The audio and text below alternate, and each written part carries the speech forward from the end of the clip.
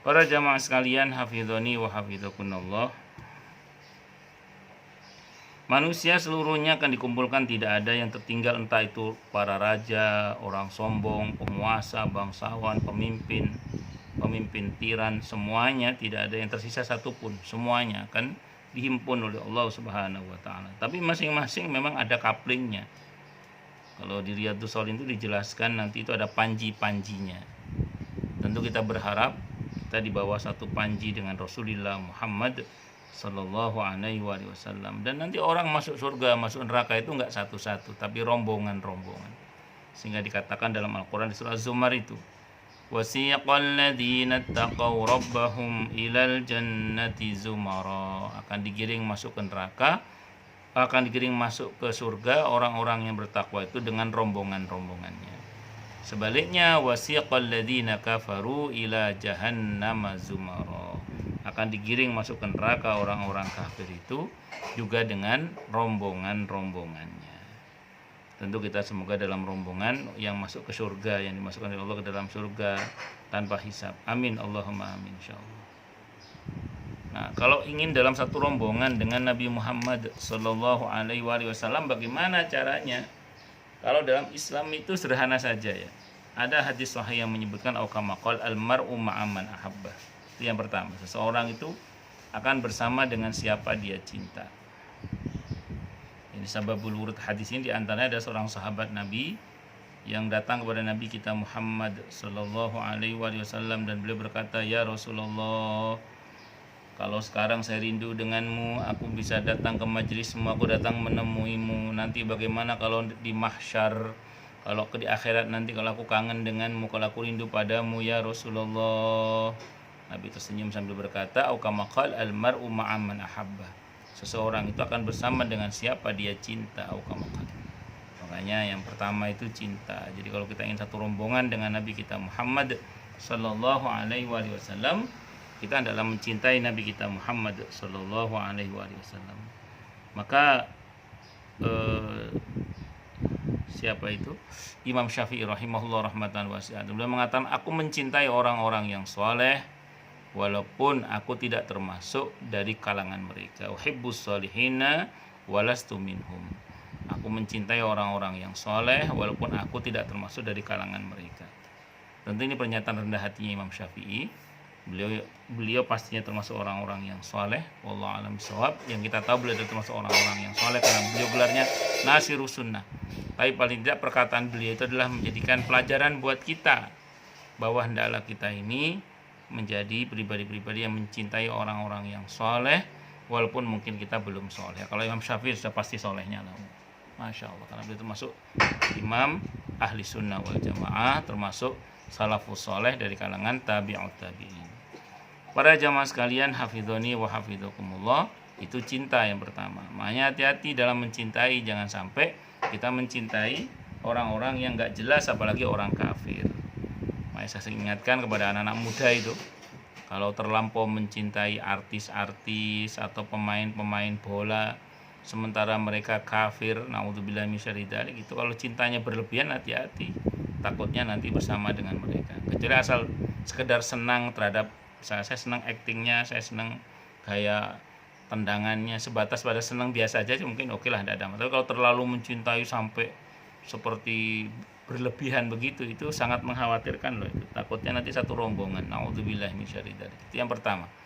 Kemudian yang kedua, kalau kita ingin satu rombongan dengan Nabi kita Muhammad Sallallahu Alaihi Wasallam, adalah kita ini mengamalkan sunnah-sunnah beliau. Nah, untuk mengamalkan sunnah-sunnah ini, untungnya ya, Nabi tidak menuntut seluruhnya, karena kita pasti tidak akan mampu. Jangankan kita, sekelas para sahabatnya nggak mampu 100% seperti Nabi kita Muhammad Sallallahu Alaihi Wasallam. Tapi paling tidak kita itu ada kecintaan dan semangat untuk mengamalkan sunnah-sunnah Nabi kita Muhammad Sallallahu Alaihi Wasallam di pada hal yang memang kita mampu. Itu seperti yang nggak mampu kan kita tidak dituntut. Yang kita mampu kita upayakan semaksimal mungkin. Yang belum mampu ya kita latih supaya akhirnya kita mampu, atau kalaupun tidak mampu ya kita tidak akan dituntut oleh Allah Subhanahu wa taala. Yang penting ada usaha untuk mengikuti, ada kecintaan dan usaha untuk mengikuti sunnah Nabi kita Muhammad Sallallahu Alaihi Wasallam.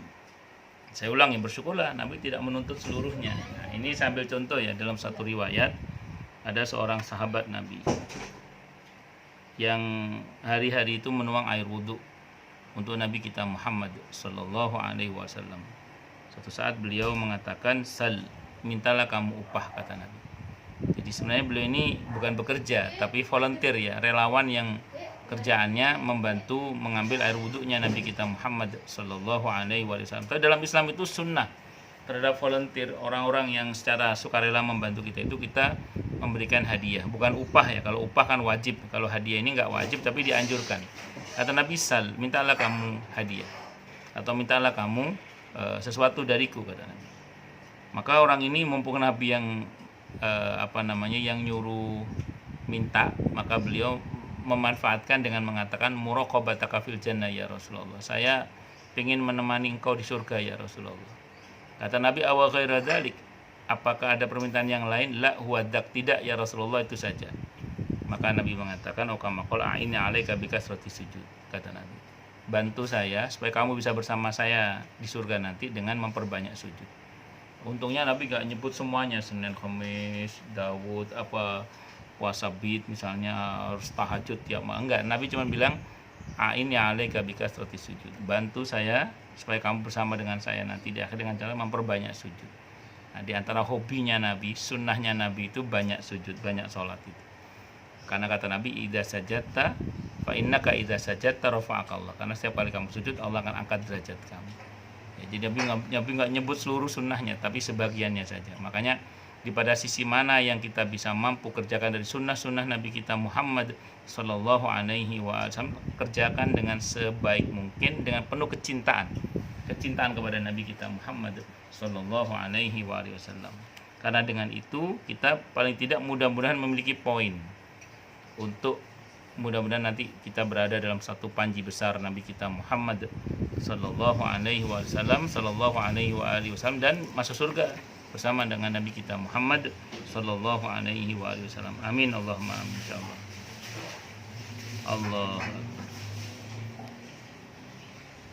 Allah Subhanahu wa taala berfirman di surah Maryam surah ke-19 ayat 93 sampai dengan 95.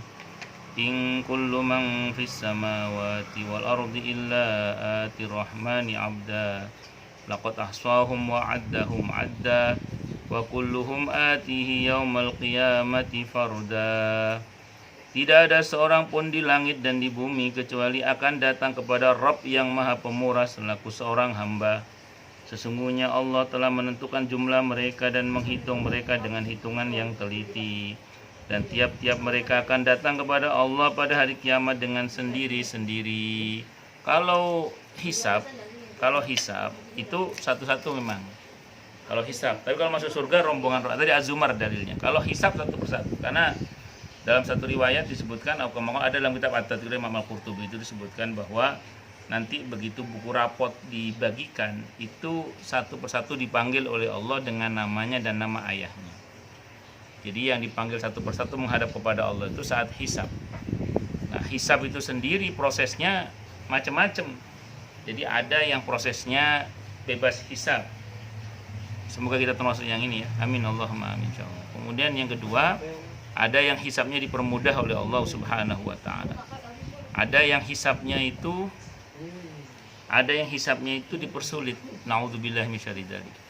Kalau yang pertama pasti masuk surga ya, bebas hisab. Tapi ini kuotanya terbatas. Dalam satu hadis sebutkan hanya 70.000 orang. Walaupun dalam pembahasan hadis itu para ulama mengatakan, mengingat ada beberapa hadis yang terkait ya, itu memungkinkan bahwa kuota itu ditambah.